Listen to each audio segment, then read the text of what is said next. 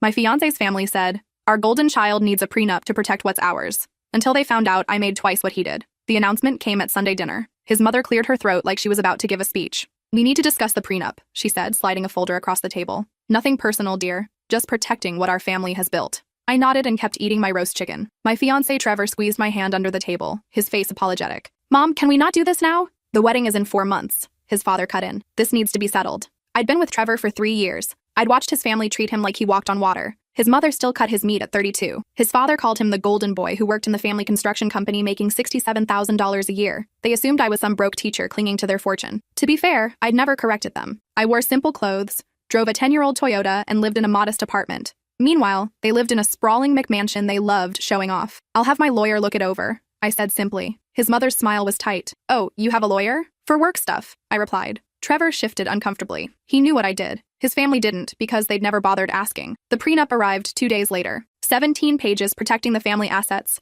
the business, the vacation home. It stated clearly that in divorce, I'd get nothing. They'd listed my occupation as elementary school teacher. Estimated income $45,000. I called my attorney. We had a long conversation. Then I did something petty. I had him draft a counter prenup. Next Sunday, I arrived early carrying my own folder. When everyone sat down, I slid it across to Trevor's mother. "I had my lawyer review your prenup," I said sweetly. "He suggested revisions." She opened it. Then her face went white. "What is this?" she stammered. Trevor's father grabbed the papers. His jaw dropped. "This says you make $340,000 a year. $347,000 actually," I corrected. "I got a raise last month. I'm a senior software architect. I design security systems for financial institutions." The table went silent. "That can't be right," his mother whispered. I pulled out my phone, opened my banking app, and showed them my last paycheck. 14,450 33 after taxes, deposited every 2 weeks. Trevor's face was bright red. His younger brother started laughing, then stopped when their mother glared. "So actually," I continued, "my lawyer thinks we should protect my assets. The prenup I drafted ensures that in divorce,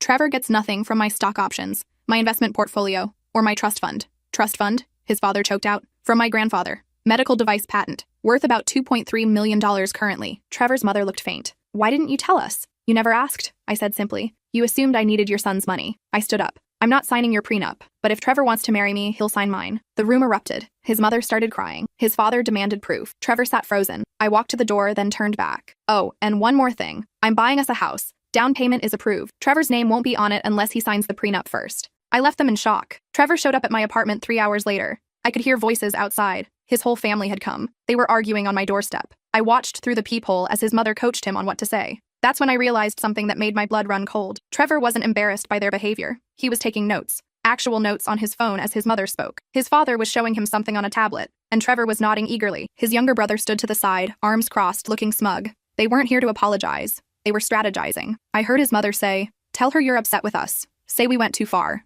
Make her feel like you're on her side." Trevor's voice was clear through the door. "What about the house thing?" His father replied, "Once you're married, it doesn't matter whose name is on it. Community property. We'll figure it out." My stomach turned. I pulled out my phone and started recording. Every word, every instruction. "And the prenup?" Trevor asked. His mother's voice turned sharp. "Sign whatever she wants. We'll have it thrown out after the wedding." "Duress? She ambushed you with it at a family dinner. Any lawyer can argue that." I kept recording as they rehearsed his lines, as his father outlined their plan to challenge the prenup's validity, as his mother coached him to cry if necessary. 20 minutes they stood there, planning how to manipulate me, how to access my money, how to ensure that even if we divorced, they'd get a piece of what I'd built. Finally, Trevor took a deep breath. "Okay, I'm ready." He knocked, soft, tentative, the way he knew I liked. I opened the door with my phone still recording in my pocket. The rest of his family had disappeared around the corner, but I could see his mother's shoe peeking out. "Hey," he said, his eyes red. "Can we talk?" The tears looked real. If I hadn't heard everything, I would have believed them. "Sure," I said. I didn't move aside to let him in. "I'm so sorry about my family," he started, right on script. "They went way too far. I had no idea they were going to blindside you like that." "Didn't you?" I asked. He blinked. "What?" "You knew what I did for a living, Trevor. You knew how much I made. We've been together 3 years. I never told them because I thought you wanted to keep it private," he said quickly. "I was respecting your privacy." "Or you were hoping to surprise them after the wedding," I said, "when it would be too late for them to protect their precious assets." His face shifted, just slightly, but I saw it. The calculation. "That's not fair," he said. "I love you. This isn't about money." "Then why didn't you defend me when your mother called me dear in that condescending tone for 3 years? Why didn't you correct them when they assumed I was a teacher?" "I didn't think it mattered." "It mattered enough for you to come here with your whole family coaching you on what to say." He froze. "What are you talking about?" I pulled out my phone and played the recording. His face drained of color as his mother's voice filled the hallway. "Tell her you're upset with us. Say we went too far." When it got to the part about challenging the prenup, Trevor started backing up. "I can explain," he stammered. "I'm sure you can," I said. but I'm not interested in hearing it. His mother appeared from around the corner. You recorded us? That's illegal. Actually, in this state, only one party needs to consent to a recording, I said. I consent, and this is my property. You're trespassing. His father pushed forward. Now wait just a minute. No, I cut him off. You wait. I'm going to make this very simple. Trevor, we're done. The engagement is off. You can keep the ring, I don't want it. Trevor's eyes went wide. You can't just... I can. I am. And if any of you come near me or my property again, I'll file for a restraining order. I'll also send this recording to every single person on our wedding guest list with an explanation of why the wedding is canceled. His mother went pale. You wouldn't dare. Try me, I said. I'm a software architect. I can have an email drafted and sent to 300 people in about 10 minutes. I can create a website. I can make sure everyone you know hears exactly how you plan to manipulate me out of my money. We weren't, his father started. You were, I said flatly. Now leave, all of you. Trevor grabbed my arm. Please, we can work this out. I love you. I looked down at his hand on my arm. Then I looked him in the eye. Let go. Something in my voice made him drop his hand. If I were you, I said quietly, I'd be more worried about explaining to your groomsmen why the wedding is canceled. Good luck with that. I stepped back and closed the door. Through the peephole, I watched them stand there in shock. His mother looked like she might faint. His father was red-faced, furious. Trevor just stared at my door. Finally, his brother said, well, that went well. His father grabbed him by the collar. Shut up. They left. I waited until their car pulled away. Then I called my lawyer. I need you to do 3 things, I said. First, send a cease and desist letter to Trevor and his family. Second, I need you to expedite the house purchase and get me moved in this week. Third, I need you to prepare a lawsuit for fraud and emotional distress, but don't file it yet. I want them to know it's coming. My lawyer was quiet for a moment. What happened?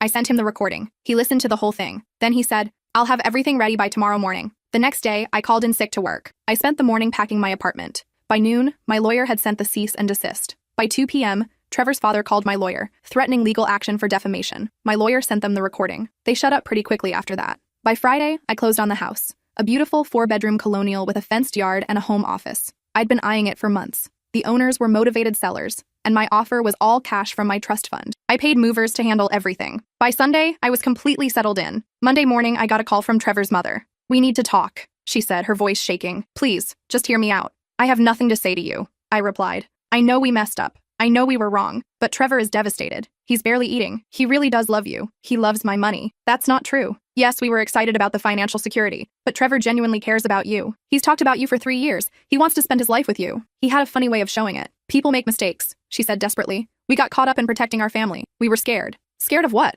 That your golden boy might actually have to sign a fair prenup? She was quiet. Here's the thing, I continued. I grew up with money, real money, the kind where people pretend to love you because of what you can give them. I learned to spot it early. I thought Trevor was different. I thought he loved me for me. He does. He doesn't. And neither do you. You love what I represent. Financial security, status, a smart daughter-in-law you can brag about now that you know what I do. But for 3 years, you treated me like I was beneath you. Like I was lucky to marry into your family. We were wrong, she whispered. I was wrong. Please, give us another chance. No, I said simply. Goodbye. I hung up. She called back 17 times. I blocked her number. Trevor texted me that night. Long paragraphs about how sorry he was, how he'd been stupid, how he wanted to prove himself, how he'd sign any prenup I wanted with no questions asked. I didn't respond. His brother added me on social media with a message. For what it's worth, I think you did the right thing. They're all losing their minds, but you deserve better. I didn't respond to that either. 2 weeks later, I got a Facebook message from Trevor's ex-girlfriend from college. Her name was Beth. I saw on social media that your engagement ended, she wrote. I'm sorry if this is out of line, but I thought you should know something. When Trevor and I were together, the same thing happened. His family loved me when they thought I was a waitress putting myself through school. Then they found out my dad owned a chain of restaurants. The dynamic shifted immediately. His mother got weird and possessive. His father started asking about family business opportunities. Trevor proposed within a month of them finding out. My blood went cold. We broke up because I overheard his mother telling him that marrying me would set him up for life. Beth continued. She said he could always divorce me later and take half. I confronted him and he swore it wasn't like that. But I couldn't shake the feeling that he saw me as a meal ticket. I thought you should know. You seem like a nice person from what I remember. You deserve better. I stared at the message for a long time. Then I called my lawyer again. I need you to look into Trevor's dating history, I said. Every girlfriend for the last 10 years. Names, occupations, how long they dated, why they broke up. Are you sure? He asked. Very sure. It took 3 days. The pattern was unmistakable. Trevor had dated 6 women seriously in the past decade. 4 of them came from money. 1 was a doctor. 1 was an engineer. All of them ended the relationships within 6 months of his family finding out about their finances. The 2 who didn't come from money both broke up with him, citing his mother's interference and his unwillingness to set boundaries.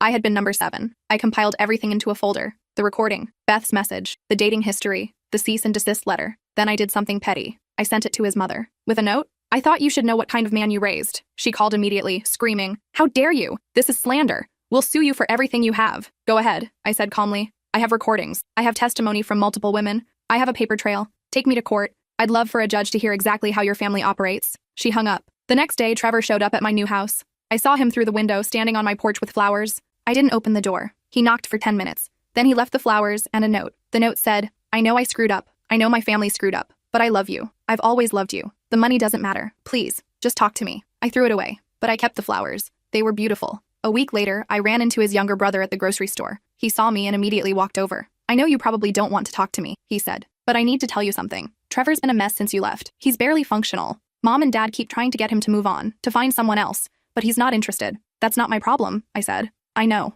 you don't owe him anything, but for what it's worth, I think you broke something in him, in a good way. He finally sees what Mom and Dad have been doing, how they've been using him, using all of us. I raised an eyebrow. Using you how? He shifted uncomfortably. Our whole lives, they've been grooming us to make good marriages, to marry people who can help the business, help the family. I've been dating this girl for 2 years. She's a paralegal, makes decent money but nothing crazy. Mom keeps hinting that I could do better, that I should find someone more ambitious. That's messed up, I said. Yeah, he looked down. I didn't realize how messed up until I heard that recording. The way they talked about you like you were an investment. It made me sick. What do you want from me? I asked. Nothing, he said quickly. I just wanted you to know that not everyone in the family is like them, and Trevor might actually be learning that lesson now. Too late, obviously, but still. He left without another word. I thought about that conversation for days. A month after the breakup, my company sent me to a conference in Seattle. I was presenting on cybersecurity protocols for financial institutions. The conference was huge, over 2,000 attendees. On the second day, I ran into someone I hadn't seen in 5 years. David. We'd worked together at my previous job,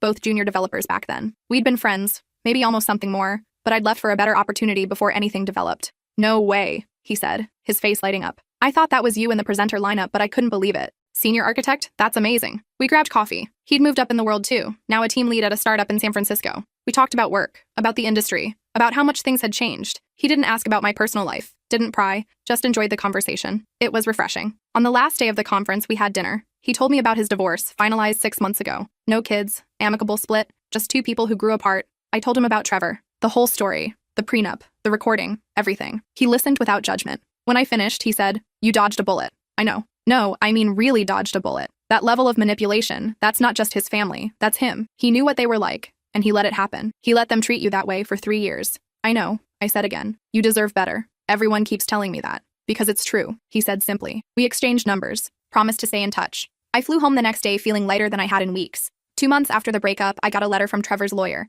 They were challenging the validity of my recording, claiming I'd entrapped them, demanding I delete all copies and issue a formal apology. My lawyer laughed when I showed him. Let them try. They were on your property, uninvited, planning to defraud you. Any judge will throw this out. He was right. Their case was dismissed within a week. But the letter told me something important. They were scared. Scared I'd use the recording publicly. Scared their reputation would be ruined. Good. They should be scared. 3 months after the breakup, David called. He was in town for a client meeting. Did I want to grab dinner? We went to a small Italian place downtown, the kind with checkered tablecloths and candles and wine bottles. He ordered wine. I stuck with water. So, he said after we'd ordered, I have a confession. I've been thinking about you a lot. I smiled. Oh? I know the timing is weird. You just got out of something serious, but I figured life's too short to not be honest. I had a crush on you 5 years ago. I think I still do. I looked at him across the table. David had always been kind, smart, funny. He'd never asked me what I made, never cared about my background, just enjoyed my company. I'm not ready for anything serious, I said honestly. I know. I'm not asking for serious. I'm just asking if you'd be interested in seeing where this goes. No pressure, no expectations. I thought about it. Okay, we started slow. Coffee dates, walks in the park, movie nights where we actually watched the movie. He never asked about my money, never pried into my finances. When I told him about the house, he said, "That's great. Can I see it sometime?" I showed him the next week. He walked through every room, genuinely interested in the architecture and the renovations I was planning. "This is amazing," he said. "You have great taste." He didn't ask what it cost, didn't calculate what it meant, just appreciated it. 4 months after the breakup, I saw Trevor at a coffee shop. He was with his mother. They were in line ahead of me, and I froze. His mother saw me first. Her face went pale. Trevor turned. Our eyes met. He looked terrible, like he'd lost 20 pounds. His eyes were hollow. His mother grabbed his arm. "Let's go somewhere else." "No," he said quietly. "It's fine." They got their coffee and sat at a table in the corner. I could feel his eyes on me as I ordered, as I waited, as I left. I didn't look back. That night he texted me. "I saw you today. You looked happy. I'm glad." I didn't respond. 5 months after the breakup, David and I made it official. We changed our relationship status on Facebook, went on a weekend trip to the coast, met each other's friends. He was good, steady, real. Trevor's mother sent me a message on Facebook. "I hope you're happy with your new relationship. I hope he's everything Trevor wasn't." I blocked her. 6 months after the breakup, I got a call from Beth, Trevor's ex. "I heard through the grapevine that you're dating someone new," she said. I wanted to make sure you were okay, that you weren't rushing into anything. I'm good, I said. Really good. Good. You deserve it. And for what it's worth, I'm sorry I didn't reach out sooner. When I saw you two were engaged, I almost said something, but I didn't want to be that crazy ex who ruined someone's happiness. You wouldn't have ruined anything, I said. You would have confirmed what I already suspected. Still, I should have said something. Well, you said something when it mattered. We talked for an hour, compared notes about Trevor's family, laughed about the absurdity of it all. She was seeing someone too. A teacher, making $42,000 a year. Her family loved him. Funny how that works, she said. 7 months after the breakup, Trevor's younger brother called me. I thought you should know, he said. Trevor's in therapy, like serious therapy. He's been going 3 times a week, dealing with his codependency issues with mom and dad. That's good, I said carefully. He wanted me to tell you that he's sorry. Really sorry. He knows he can't fix what he did, but he's trying to fix himself. I appreciate that. He also wanted me to tell you that he's happy you found someone. He saw the pictures on Facebook. He said you look happier than you ever did with him. I didn't know what to say to that. Anyway, his brother continued, I just thought you deserved to know. He's not making excuses anymore. He's owning his stuff. It's actually kind of painful to watch, but it's good. He needed this. Thank you for telling me, I said. And one more thing, I broke up with my girlfriend, the paralegal. Not because mom wanted me to, but because I realized I was staying with her despite mom. That's messed up. So I'm taking a break from dating, figuring out what I actually want. That's really mature, I said. Yeah, well, you kind of showed me what it looks like to have standards. 8 months after the breakup, David met my family. My parents, who had always been quietly wealthy, approved immediately. My dad, a retired engineer, spent 2 hours talking shop with David. My mom asked him about his favorite books. Not once did they ask about his salary, his prospects, his assets. At the end of the night, my mom pulled me aside. He's good. Keep him. I'm trying, I said. 9 months after the breakup, I got a wedding invitation in the mail. Trevor's younger brother was getting married to someone named Rachel. The ceremony was in 2 months. I was surprised to be invited. Then I saw the note included. I know this might be awkward, but Rachel and I would love for you to come. You were a big part of why I made some important changes in my life. Trevor won't be there. He's taking a break from family events while he works on himself. Mom and dad will be there, but I've made it clear they're to leave you alone. No pressure if you don't want to come, but the invitation is genuine. I showed David. What do you think? He shrugged. Up to you. I'll go if you want company, or you can go alone, or not at all. I thought about it for a week. Then I RSVP'd yes +1. The wedding was beautiful. A small ceremony in a garden, maybe 80 people. Trevor's brother looked happy. Rachel was a kindergarten teacher with a bright smile and an easy laugh. Trevor's parents were there. They saw me and David walk in. His mother's face went tight. His father looked away. They didn't approach me. Not once. After the ceremony, Trevor's brother found me at the reception. Thank you for coming. It means a lot. I'm happy for you, I said genuinely. Rachel knows the whole story, by the way. I told her everything before I proposed. I wanted her to know what kind of family she was marrying into. She still said yes. She must really love you. She does. And I really love her. For real. Not because of what she can give me, just because she's her. That's all that matters, I said. He glanced over at his parents, who were watching us from across the room. They're different now. Not great, but different. Quieter. I think losing Trevor as their golden boy messed them up. Made them realize they might lose me too if they didn't change. Are they going to therapy? He laughed. God, no.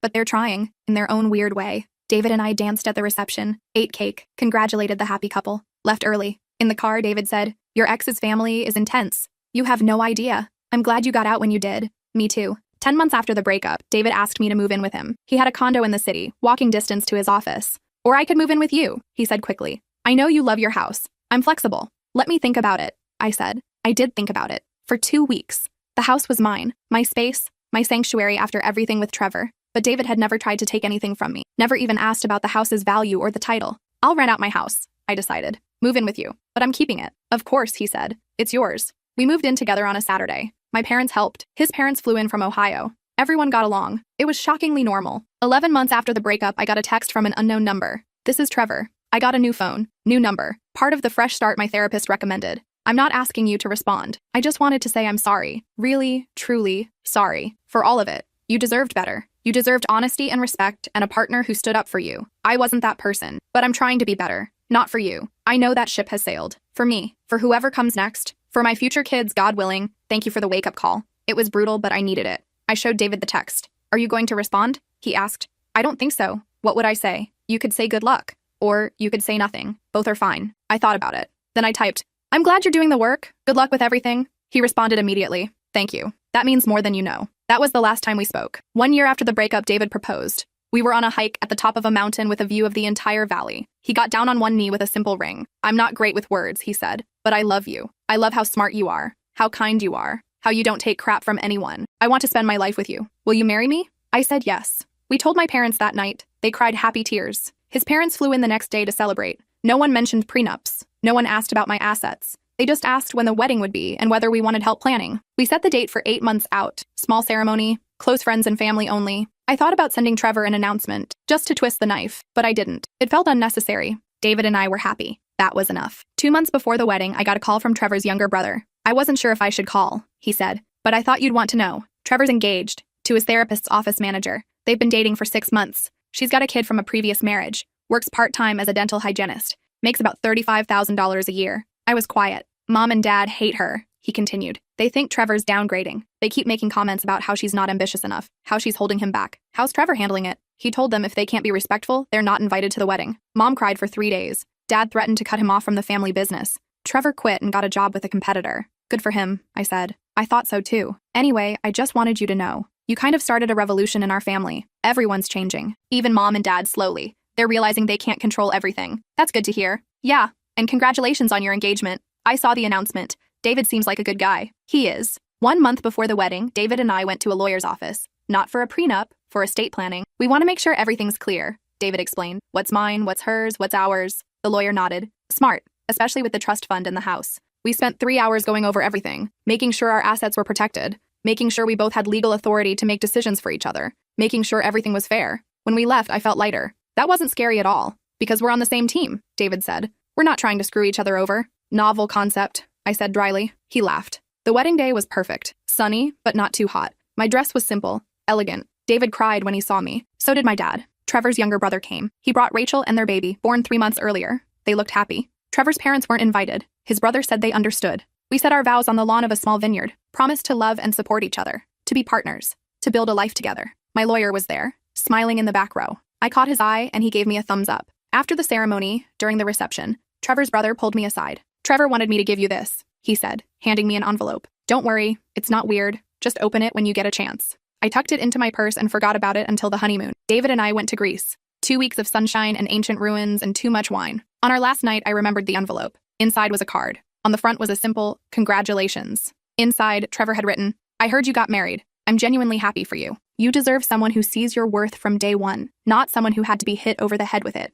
I'm sorry I wasted 3 years of your life. I'm sorry I let my family treat you that way. I'm sorry for all of it. I hope you have a beautiful life with someone who actually deserves you. All the best, Trevor. I showed David. That's big of him, David said. Yeah, are you okay? I'm perfect, I said honestly. We finished our wine and watched the sunset over the Aegean Sea. I thought about Trevor sometimes, about what might have been if he'd been different, if his family had been different, but mostly I thought about how lucky I was. Lucky to have seen the truth, lucky to have walked away, lucky to have found someone real. The prenup saga had taught me something important. Not everyone who says they love you actually does. Some people love what you represent, what you can give them, the status or security or wealth you bring. Real love is different. Real love is someone who loves you in your old Toyota, in your modest apartment, before they know about the trust fund. Real love is David, who'd never once asked what I was worth, who just knew I was worth everything.